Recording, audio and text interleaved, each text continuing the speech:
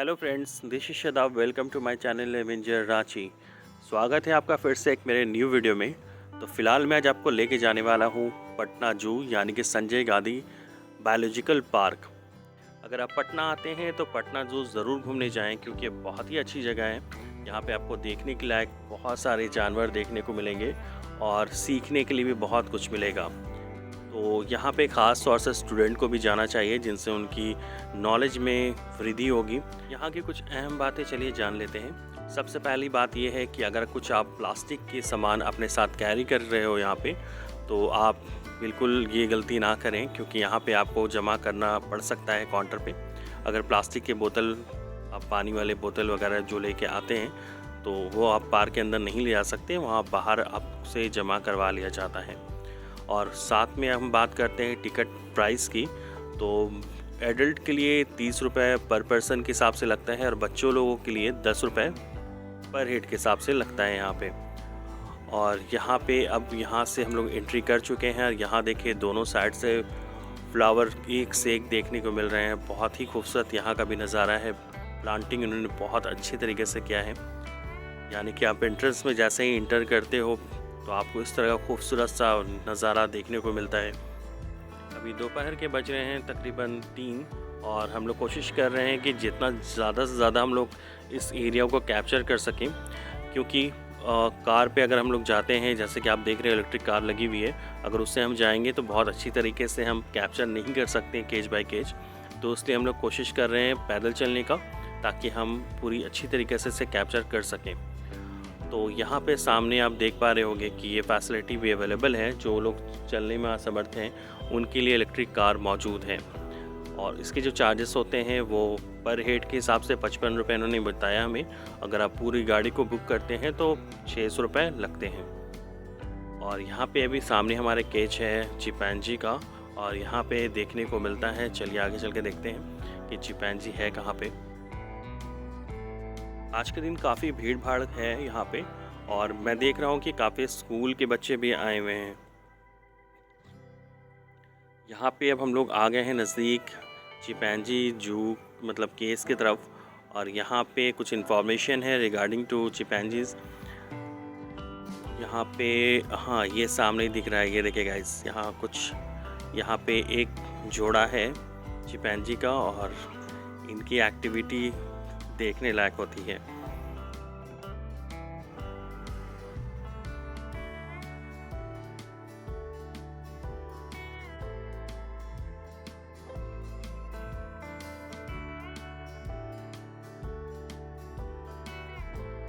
तो फ्रेंड्स, अभी आपके सामने है वल्चर केज, और यहाँ पे देखने को मिलेगा हमें गिद्ध। इसे गिद्ध हिंदी में कहते हैं और अंग्रेजी में वल्चर कहते हैं। और यकीन मानिए बहुत ही ज़्यादा बड़ा है, मतलब मैंने फ़र्स्ट टाइम इतना बड़ा वल्चर देखा है। आई थिंक ये तकरीबन इसके जो दोनों पंख की अगर मैं बात करूँ तो 10 फीट होंगे दोनों मिला के।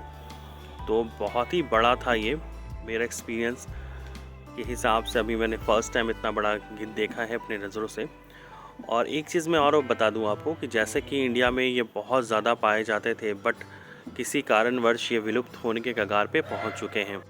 ये हम सब के लिए काफ़ी चिंता का विषय बना हुआ है, क्योंकि इसे पर्यावरण का दोस्त भी कहा जाता है। अब आप कहेंगे ये कैसे मुमकिन है, इसे दोस्त क्यों कहा जाता है? तो मैं आपको जानकारी ये देना चाहूँगा कि जितने भी सड़े मांस होते हैं किसी जानवर के जो मर जाते हैं, तो ये परिंदा ऐसा है जो उस मांस को खाकर अपनी भूख मिटा लेता है। अब हम पहुंच चुके हैं द किंग ऑफ जंगल के पास, उसके केज के पास, और सामने आपके हैं जंगल किंग। और उसके जस्ट बगल में हमें देखने को मिलेगा टाइगर केज, और इसे हिंदी में बाघ भी कहते हैं। और मैं आपको एक चौंकाने वाली बात ये बता देता हूँ कि जानवरों में सबसे मजबूत हड्डी जिसे कहा जाता है वो इसी जानवर का है, यानी कि बाघ का। और ये देखिए क्या ज़बरदस्त इसके वॉकिंग स्टाइल है। एक और यहाँ पे है आगे कहीं पे सोया हुआ, मैंने देखा था, वो देखिए लेफ्ट हैंड साइड पे एक और बाघ है, यानी कि ये जोड़ा है। अब हम आगे बढ़ते हैं। यहाँ पे स्नेक रखा जाता था, बट अभी किसी कारण से यहाँ पे एक भी स्नेक नहीं देखने को मिला। किसी लोगों ने बताया कि यहाँ से कहीं और शिफ्ट कर दिया गया है। और ये आपके सामने है ऑस्ट्रिच। इसकी ख़ास बात ये है कि इसमें लोग सवारी भी करते हैं, जिसकी साइज़ बहुत बड़ी होती है।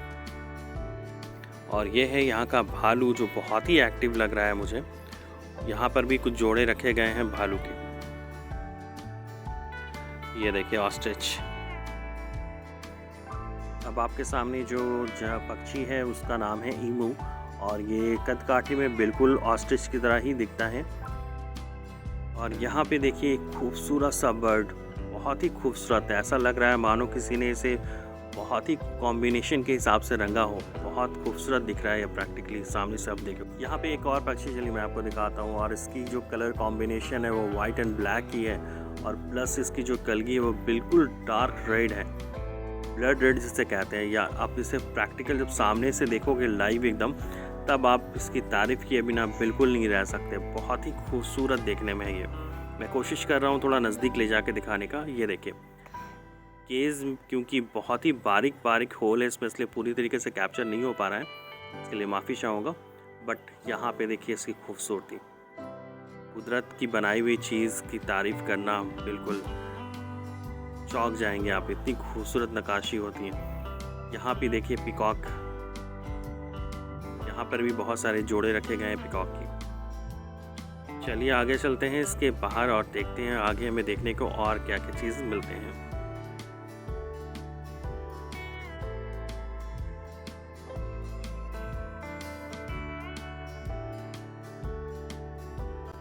अगर आपने रॉ कार्टून में देखा है तो ये आपको पैरोट हमेशा याद होगा, क्योंकि ये पैरोट बहुत ही खूबसूरत लगता है। रेड एंड कॉम्बिनेशन इसकी भी लाजवाब है, और इसकी हाइट मैंने फर्स्ट टाइम देखी है। लेंथ इतने लंबे चौड़े होते हैं, इसको मकाओ पैरोट बोलते हैं। जैसा कि दोस्तों हमें पता है कि जंगल का राजा शेर है, उसी तरीके से पानी का राजा मगरमच्छ को कहते हैं। और ये आसमान का जो राजा का खिताब मिला है वो सामने आपका है, यानी कि बाज को।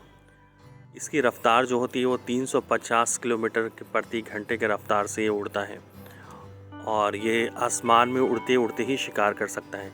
अभी आपके सामने जो मैं कोशिश कर रहा हूँ उसे ठीक तरीके से जूम करके दिखाने की, यहाँ पे इसने एक चूज़ा को पकड़ा है और उसे खाना स्टार्ट कर दिया है। बहुत ही खूबसूरत दिख रहा है ये, इसके आँख बिल्कुल रेड है, और ये फ़र्स्ट टाइम मैंने इस तरह का बाज देखा है, क्योंकि आम तौर पे जो बाज होते हैं उसकी लाइनिंग धारियाँ होती हैं पूरे बॉडी में। और इसके बगल में रखा गया है चील को, जो कि लगभग लोग इसे देखे हैं, क्योंकि ये कॉमन बात है हमारे हिंदुस्तान में। हर जगह आपको इस तरह के बाज चील देखने को मिल जाते हैं। और जो मैं सेकंड कैटेगरी बाज की बात कर रहा था वो आपके सामने स्क्रीन पे है। चलिए आगे चलते हैं और देखते हैं हमें नेक्स्ट केज में देखने को क्या मिलता है। और यहाँ पे एक केव की तरह बनाई गई है, तो अभी हम अंदर चलते हैं और कोशिश करते हैं देखने की कि यहाँ क्या है। मगर अफसोस की बात है यहाँ पर कुछ भी ऐसा प्रेजेंट नहीं है। और यहाँ पे सामने है हिरन, बहुत सारे हिरन यहाँ पे रखे गए हैं। आपको कैमरे में पता नहीं किस तरह का नज़र आ रहा होगा, क्योंकि यहाँ पे जाली मैंने बताया कि बहुत स्मॉल होल है, इसलिए लेंस पूरी तरीके से कवर नहीं कर पा रही है। और यहाँ पे सामने आपको देखने को मिल रहा है एक ज़ेब्रा को, जो कि सिर्फ एक ही है। यहाँ पे बहुत सारे अलग अलग केज में जानवर को रखे गए हैं, जैसा कि सामने आपकी जंगली बिल्ली है, और इसके सारे स्पेसिफिकेशन, इसके बारे जानकारी दी गई है सामने।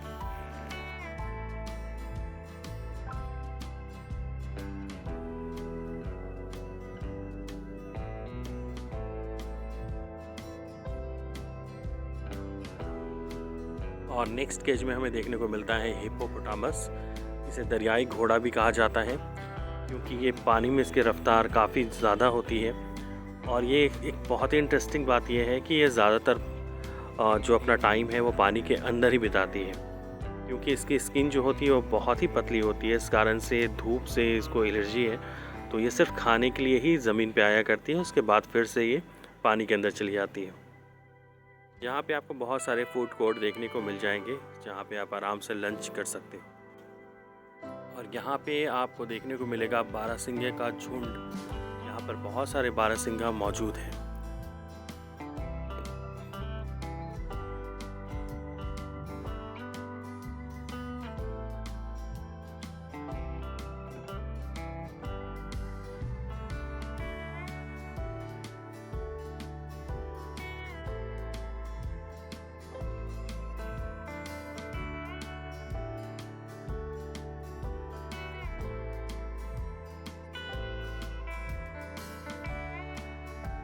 अगर आप बोटिंग का लुत्फ़ उठाना चाहते हैं तो आपके सामने है एक छोटा मोटा झील, जहाँ पे आप जा सकते हो बोटिंग करने के लिए। बहुत कड़ी धूप है, इस कारण से हम अभी बोटिंग करने के मूड में बिल्कुल भी नहीं है, इसलिए हम नहीं जाएंगे बोटिंग के लिए। आपको मैं यहाँ से दिखा देता हूँ कि यहाँ का नज़ारा है कैसा।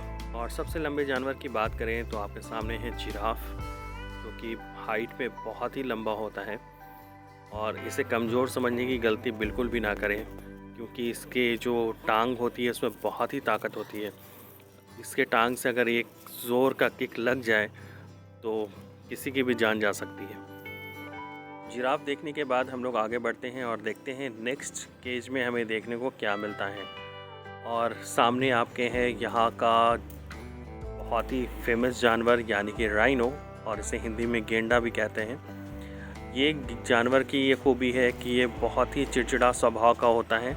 जहाँ से भी इसको हल्का सा भी अगर लगता है कि इसकी जान को खतरा है तो ये तुरंत आक्रामक रूप ले लेता है और किसी पे भी हमला करने में बिल्कुल भी नहीं चूकता, चाहे इसका मुकाबला हाथी से ही क्यों ना हो। और बहुत ही अफसोस की बात यह है कि बहुत तेज़ी से इसकी भी जनसंख्या जो है वो विलुप्ति के कगार पे पहुंच चुकी है। और उसका जो अहम रीज़न ये है कि इसके जो सींग होते हैं वो काफ़ी कॉस्टली बिकती है, और इसी कारण से इसका शिकार हमेशा किया जा रहा है। इसी को देखते हुए ये सरकार के ऊपर भी जिम्मेदारी हो जाती है कि इसकी रक्षा पे बहुत अहम कदम उठाया जाए, और उठाई भी जा रही है, ताकि इसे विलुप्ति के कगार से बचाया जा सके। राइनो देखा जाए तो पूरे हिंदुस्तान में बहुत ही कम बचे हैं, और ये विलुप्ति के कगार पे पहुंच चुकी है। तो इस कारण से भी आप देखते होंगे कि इसके सींग को पहले ही से काट दिया जाता है, ताकि ये किसी शिकारी के नज़र पे ना आए और ये मरने से बच सके। तो यही रीज़न है कि लगभग राइनो के सींग काट दिए जाते हैं पहले ही। और हमें सामने देखने को मिलता है हाइना का केज, जिसे लकड़बग्गा भी कहते हैं, मगर फ़िलहाल यहाँ पे लकड़बग्गा मौजूद नहीं है। पटना जू बहुत ही लंबे चौड़े एरिया में फैला हुआ है, इस कारण से बहुत थकावट हो गई, तो हमने देखा एक अच्छा प्लेस और यहाँ पर थोड़ा पहले हम लोग आराम कर लेते हैं, और इसके बाद हमें फिर चलना होगा, क्योंकि बहुत सारे केज अभी भी दिखाने बाकी हैं आपको। चलिए थोड़ा रेस्ट कर लेते हैं और फिर यहाँ से निकलते हैं। यहाँ का शांत माहौल देखने लायक है, और यहाँ पे आपको देखने को मिलेगा पलास का फूल, क्योंकि गर्मी स्टार्ट होने वाली है और इस तरह के फूल आपको लगभग हाईवे में देखने को मिल जाएंगे। पूरे झारखंड में ख़ास तौर से ये फूल देखने को मिलता है। चलिए अब यहाँ से आगे चलते हैं और देखते हैं आगे हमें क्या और देखने को मिलेगा। यहाँ पे कुछ स्टैचू बनाए गए हैं, और यहाँ पे राइनो का फ़ोटो भी लगा हुआ है, यानी कि इस केज के अंदर भी राइनो था, बट अभी वो फ़िलहाल वहाँ पे मौजूद नहीं है। यहाँ पे जगह जगह पे इस तरह के एलसीडी लगाए गए हैं। और यहाँ पे सामने आपको देखने को मिल रहा है हाथी, और इसमें मैं बता दूँ इस घर के अंदर 2 ही हाथी देखने को मिले हमें, जो कि हाइट में बहुत ज़्यादा बड़ा नहीं है, एक नॉर्मल हाइट है। और यहाँ पे है जंगली भैंसा। चलिए अब आगे चलते हैं। यहाँ पे एक पुल है लकड़ी का, इसे क्रॉस करने के बाद हम निकल जाएंगे सिक्रेट नंबर 2 पे। और यहाँ पे देखिए जहाँ पे बोटिंग हो रही थी उसी का ये भी एक छोर है। यहाँ का भी लुक बहुत अच्छा लग रहा है, और यहाँ पे जगह जगह पे बैठने का व्यवस्था किया गया है, जहाँ अगर आप थक जाते हो तो यहाँ पर आप बैठ सकते हो। यहाँ पे एक हाथी के बच्चे का स्टैचू बनाया गया है। और यहाँ से अब हम बाहर निकल जाते हैं एग्ज़िट की तरफ। तो आई होप हमारा ये वीडियो आपको काफ़ी पसंद आया होगा। आज के लिए बस इतना ही, मिलते हैं बहुत जल्द नेक्स्ट वीडियो में। अगर अभी तक आपने हमारे चैनल को सब्सक्राइब नहीं किया है तो जल्द से सब्सक्राइब कर लें, क्योंकि हमारे चैनल में आपको उस तरह का ब्यूटीफुल कंटेंट देखने को मिलते रहता है। Goodbye and take care.